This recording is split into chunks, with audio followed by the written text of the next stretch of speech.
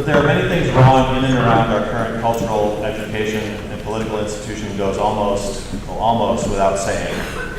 But students of color and their allies at my university, Colgate University, and across the country are saying and naming many of the endemic failings of our institutions, refusing to remain silent in the face of systemic racism, inequalities, and oppression.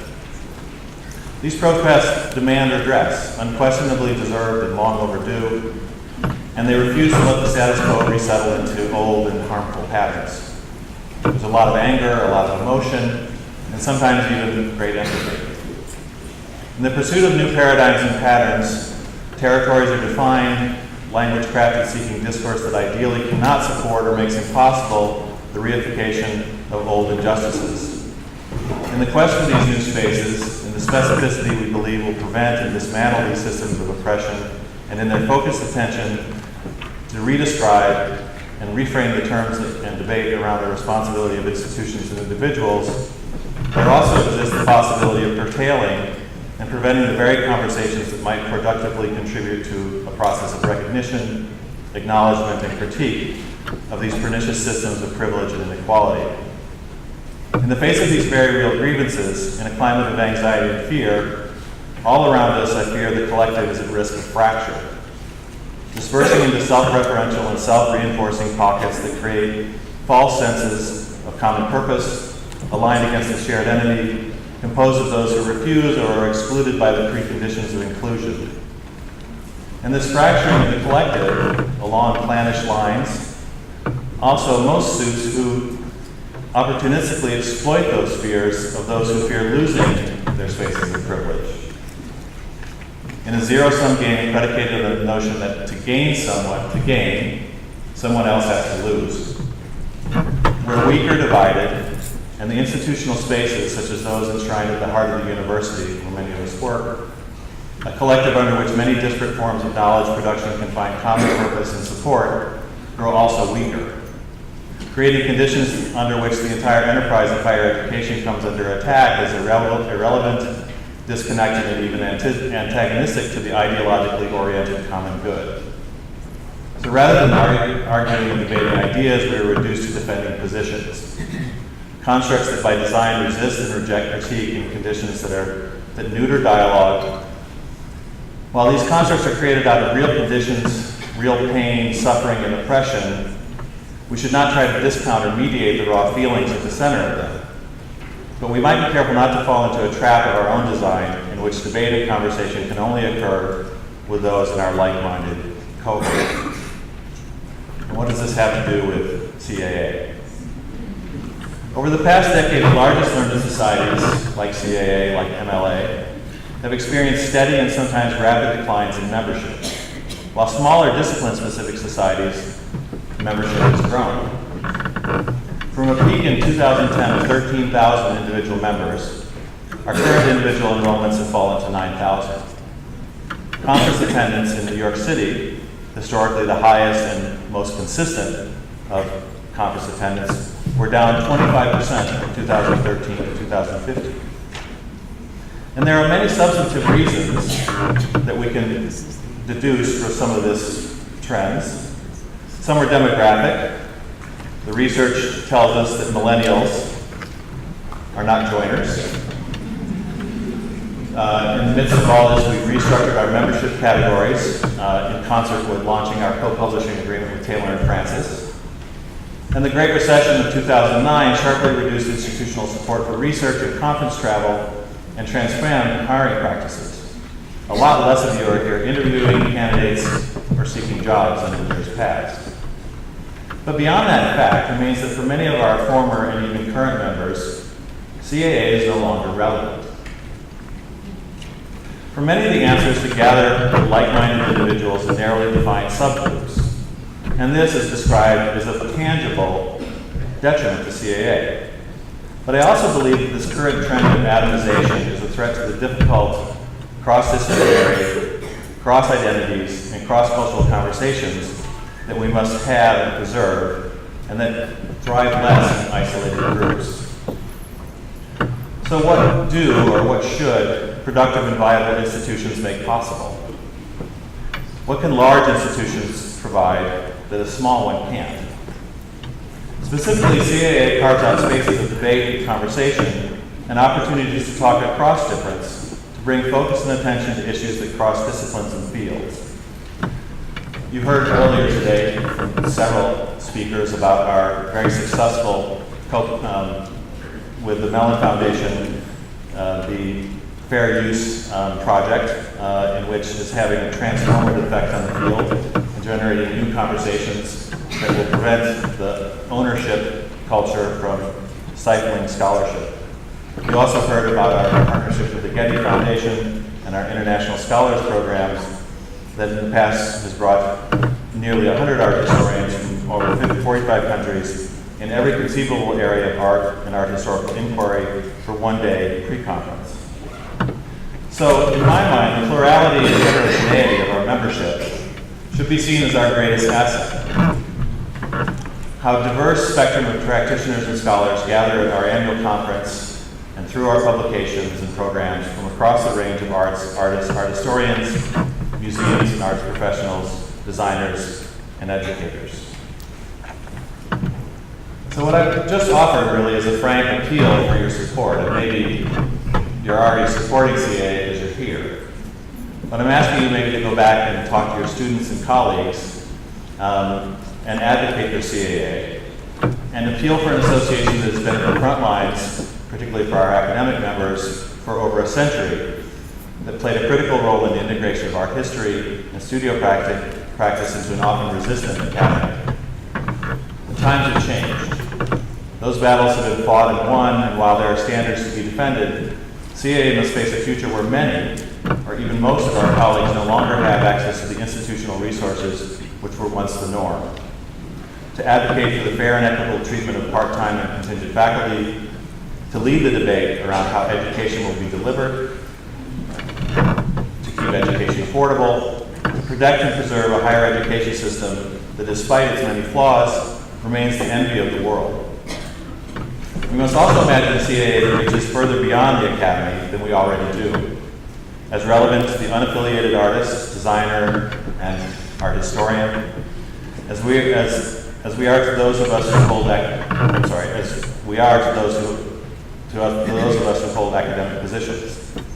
Our task force on design education, and design theory and history has uncovered exciting potential for greater advocacy for our design colleagues and how to reimagine our structures and programs to strengthen and expand our association in relation to the growing stature of design in our culture and in our institutions. Others without a permanent or sometimes itinerant academic connection have long, despite very many specific outreach attempts, been on the periphery of our association because, frankly, we have yet to clearly articulate what benefits of membership are for the individual artist. CAA will need to clear new spaces for such new contributors and new membership. Change is frightening, and nearly everyone despises ambiguity. Conversely, or perversely, these are conditions in which art and artists thrive. In the midst of an election cycle which has upended assumptions on both the left and the right, now more than ever, art matters. And I mean matters more than instrumentally, not merely as an economic driver, not as an adjunct practice that increases a students' math scores, or that is somehow good for us. Art matters because artists work and thrive in the interstitial spaces between disciplines, around institutions, who assume the permissions to ask questions that cannot be formulated from inside the confines of a particular single point of view or perspective.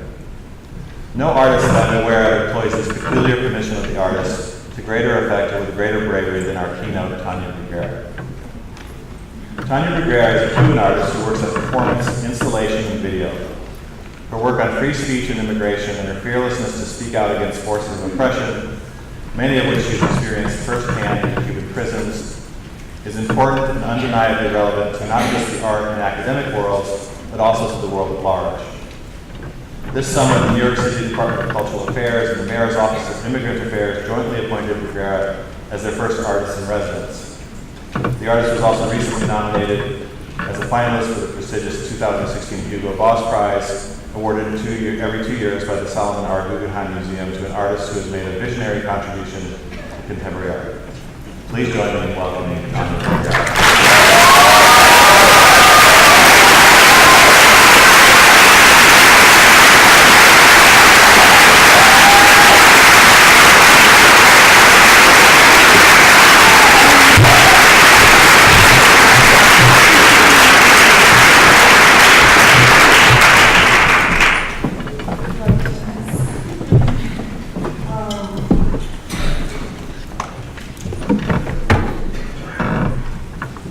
First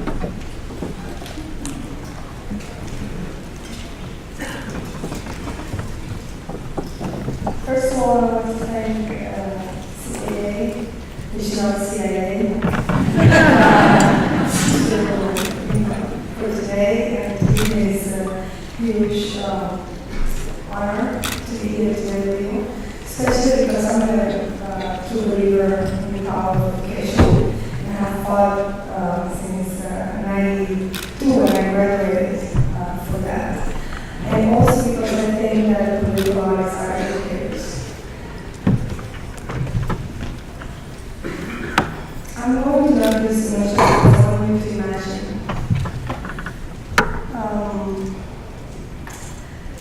I wrote like 4 different presentations for today. You must imagine how freaked out I was to be about it. Who I read and I learned so much. And sometimes I don't understand exactly what you're saying. And sometimes it's interpreted, so I'm sorry if I quote you wrongly sometimes. But actually, I realized that I was not going to do a presentation. Oh, look who's here. My students.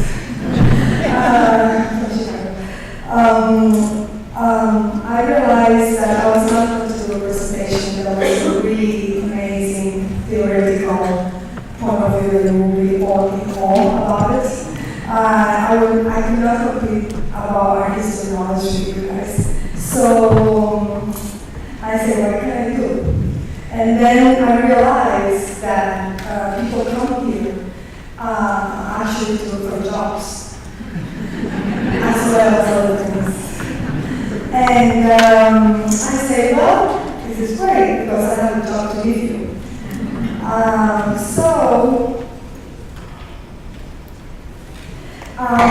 Last year, an announcement of the restaging of the relationship between Cuba and the United States, I staged a performance. And basically, this performance was had a longer life than I thought, and took other roads that I didn't plan exactly.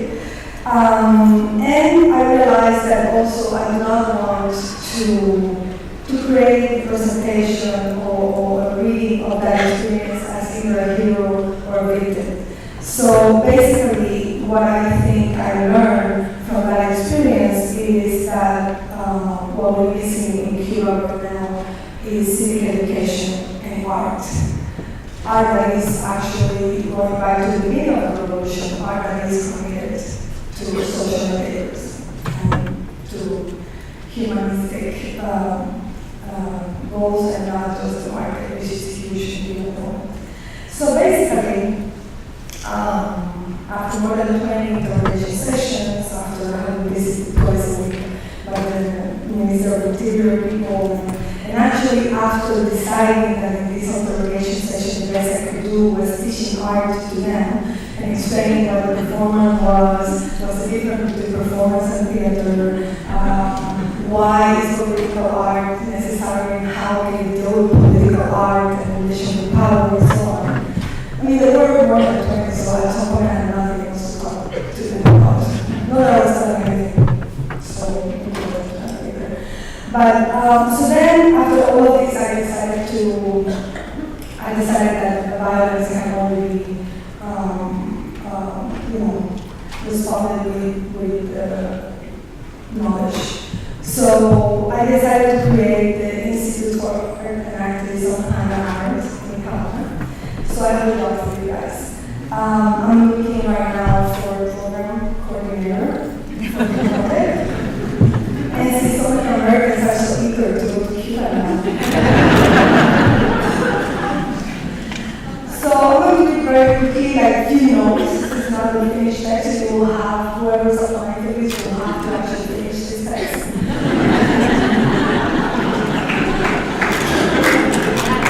So basically, the Hannah is the National Institute for Art and Activism. He's going to be located in Havana. He will look at the current efforts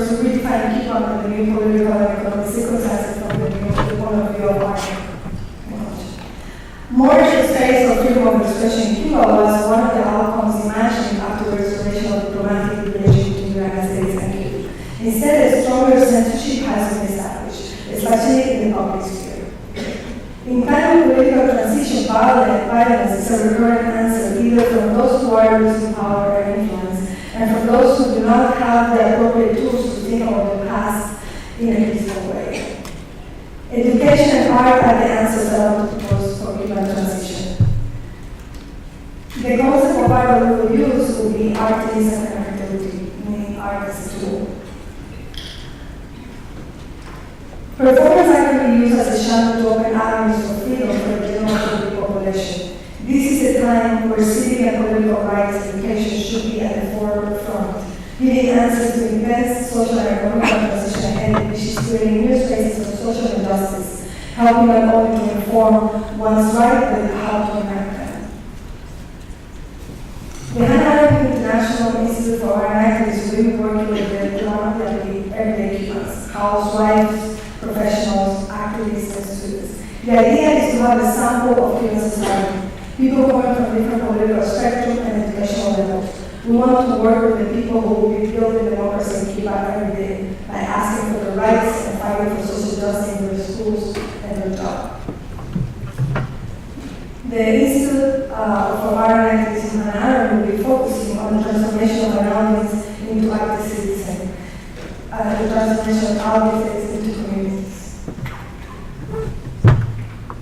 In this complex time Cuba is going through, where on one side the government do not want to lose power and control, and the people are asking for more change, the tension between these two temporalities is building. On one hand, people think institutional change is not quick enough, and on the other, the government fearing change will come too quickly, taking away the control. People are confused, and the government is not providing an answer to most of the questions asked by the people. What is the vision of the country we're living? And I have to say also a lot of foreigners, including Americans coming to Cuba, are bringing the idea that maybe the solution is free market and our sorry for some of you. So I think in moments where people cannot find answers from the governments, they have to develop new ways by which to peacefully be heard, and art is a very good instrument for that. So I think it is a unique moment when ideas are being processed and for the formation of a new country.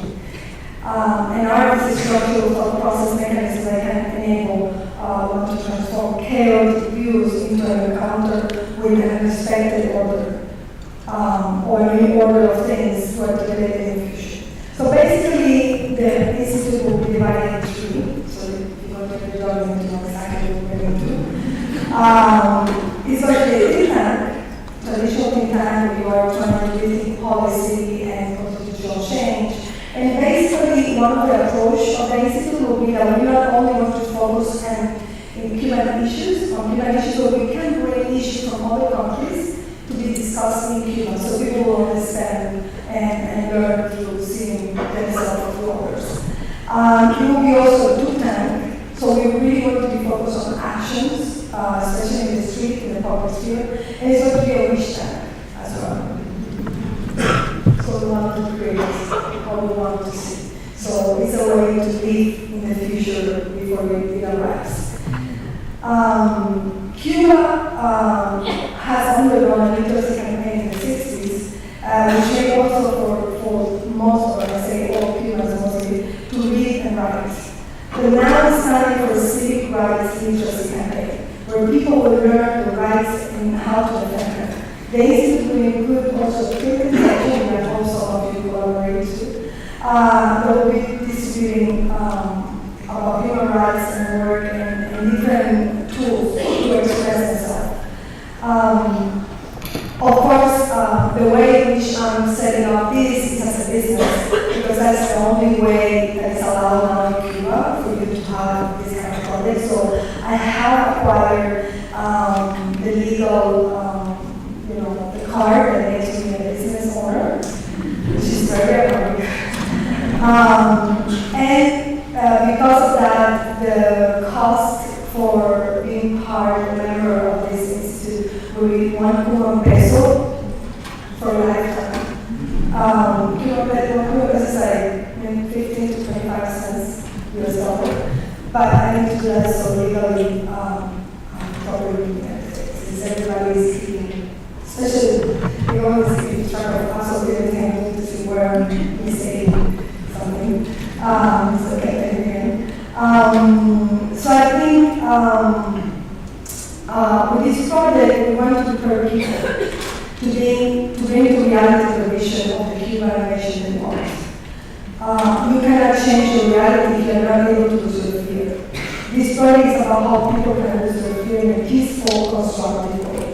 It's about creating visions of trust, where there is no fear of each other, where the responses towards violence is to create a place where people from different political views can come together to build a better country. So this is what we have. This is the thing. And basically, I want to know, I want to give you a little, I never did job interviews before, so I'm going to improvise it. So basically what we need from the person who is a program coordinator is that they have a very good skill set of like trying to transform, let's say, kind of censorship approach to art into, like they will have basically to go to the Ministry of Culture, present the project to the Ministry of Culture, fight for the money that will come across, that the Ministry of Culture will want to take of their own private artists they think are safe, and actually try to sell the projects to them as not threatening and not critical enough that should be cancelled. So I think that's the skill that we're looking for here. We also need to know if you are willing to sustain 2 or more hours of interrogation. I'm serious. We also want somebody that is able to understand the different discourses that has to be created. Like for example, what is the discourse you will create for the people in Cuba, like the people working in Cuba, what the work they're showing is, and the little stories or discourse you're going to create for those American academics coming to Cuba, so they're satisfied. And they can see friction is actually compromise. You also have to see how to navigate. It's going to be very difficult. So I think we're coming from the United States, you might have some knowledge of this. How to sell to the people, the potential students, participants, that is more important to do civic advocacy and to use art to change people's lives than to sell things in the market that is growing so fast in Cuba.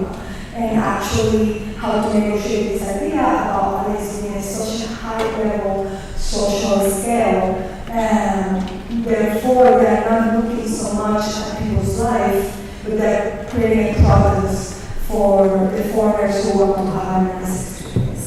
So I think these are the things. I mean, there are other elements, so I'm willing, if anybody wants to apply, they can right now tell me. Or they can do an interview right now. Okay. Okay, great. Can you come to the microphone? Right.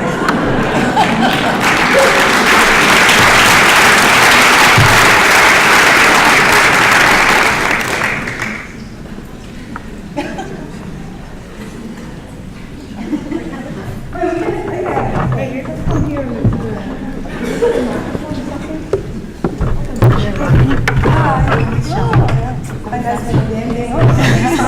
See? Okay, so yeah, so what do you want to know anything else of what we need from you, or this is not it's really like Sure. So who are the target audiences that you want me to bring into this institution? well, that's a very good question. I think in terms of participants. Yeah. Yeah. Well, as I said before, I think we're looking for housewives for like any Cuban in the streets. We really want to go to the streets. We want people, like the knowledge to leave the cocoon of the experts and the cocoon of like the privileged, and go into people's life. And actually, the goal also is how can you make people not afraid of the right. For example, and this is true. Last year when I was in Cuba, somebody said, "Why are you here? What's going on?" And I said, "Well, I actually working for human rights right now." And he's like, "Shut up! I'm going to be fired from my job because it's a CIA program."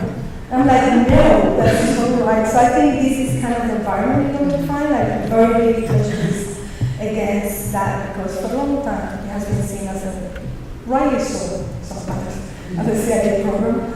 So I think that's kind of the target. So what kind of skills do you think you have?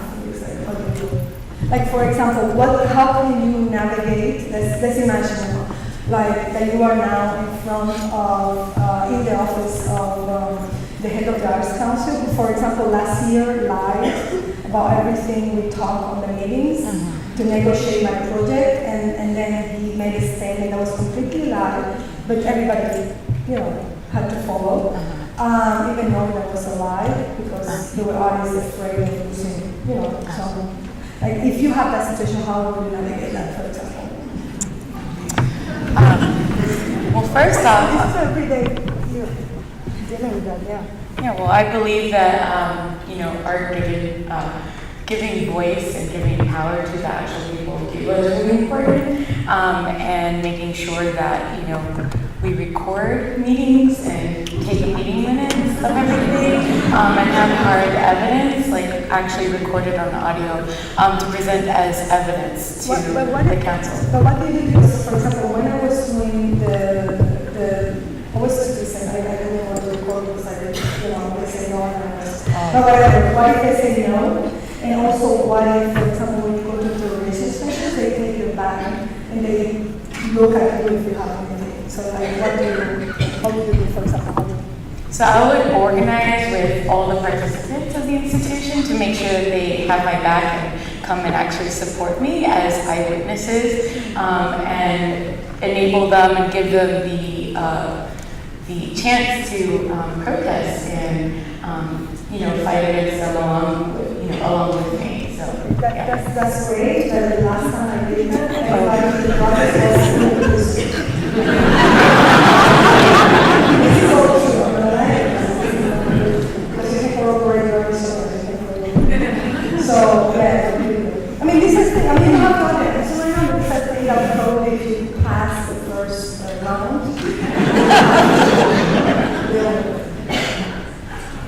I would have people partner with me in the United States and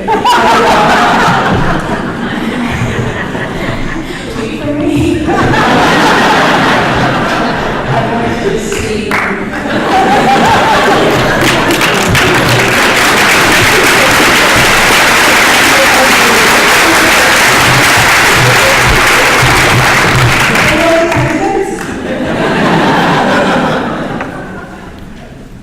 I mean, it's $20 a month. That's the salary of a Cuban. So you have to actually leave the commission for the Cuban scholar or art person, like an administrator. So you have to go leave out of my rationing card for food and $20 a month and all the persecution. But yeah. Well, I have to say, I really nobody else wants, that's all we have. It's probably wrong for not so much just visitors. Well, the thing is, I think it's very important for me to see that art for the 21st century is about implementation. And this is one of the things we're going to be very, very keen on this project. And I also think that art can be, in a way, a force scenario. That's another way which we're going to work on this. The most important part of this project probably will be that it was a project that was asked by the people. Like when I got there, some of the former students I had from a project before called Arte de Conducta. It was also a pedagogical project for 7 years. years they asked me, Tania, the conditions for doing again that piece have arrived. The conditions were the market, the indifference of the situation in Cuba, and all of this. So I think for me it's very important that art should be done when it's needed. And also that the artist, what the artist do is create a tool, it's a tool maker that actually shares those tools with people with the hope that it will be useful to somebody. The other thing that you have to deal with in Cuba when you do political projects at the moment is that is kind of interesting is that if you put project in the United States that is political and you backed up by activists and you work with activists and you collaborate with activists, actually will give you the legitimacy that you need, you know, the authority that you need to talk about issues. In Cuba, if you do that, you become a counter-revolutionary and you actually being sold to the United States agencies. So I think it's interesting that there are double measurements, I say, when you do the work in countries that have captured the illusion of so many people, and when you work in countries where you actually don't believe and you are angry about certain things. And I think it's time for these things to change. It's time for us to, as academics and as people who think, to actually give the same chance to everybody everywhere. And not to be, you know, not to, how can I say this nicely? Not to be the enemy. In the sense like in Cuba, incredibly enough, sometimes we have called people in the left the enemies, even when we are from the same left. And the reason for that is because it's that people who come and do not let us talk about what's happening in our countries. Because they don't want to hear anything wrong because Cuba is so good for them to use their own countries as an example, that they don't let us talk. So I think we need to change that as well. And I really believe that you guys can make a change when you go to Cuba. Please go to the studios that are not in the list of this official list by the government. Go to the studio of people who are really struggling to talk about reality, and please try to ask the artists the right questions. Not where is the dish, but why are you doing this? How are you changing your life and the life of others through your work? Because people are forgetting those questions, unfortunately. And maybe Cuba is one of those places where you can still have those questions made. And I think that, you know, just to finish this, I think that it is time also for us to think what art is for.